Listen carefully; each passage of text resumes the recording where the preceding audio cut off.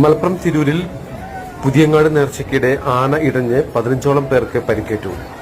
ബുധനാഴ്ച പുലർച്ചെ 1:15 കൂടിയാണ് സംഭവം. പോത്തന്നൂരിൽ നിന്നും വന്ന വരവ് യാറത്തിന് മുന്നിൽ എത്തിയപ്പോഴാണ് ആന ഇടഞ്ഞത്.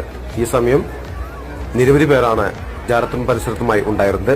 മുൻപിലേക്ക് കുതിച്ചെത്തിയ ആന മുൻപിലുണ്ടായിരുന്ന ഒരാളെ തൂക്കിയെറിയുകയായിരുന്നു.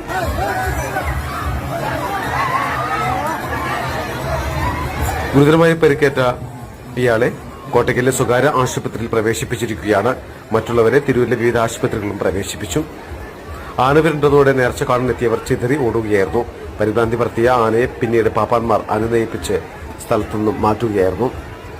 അപകടത്തിൽ പരിക്കേറ്റവരിൽ കുട്ടികളും സ്ത്രീകളും ഉണ്ടെന്നാണ് ലഭിക്കുന്ന വിവരം. മലബാർ ടൈംസ്, തിരൂർ.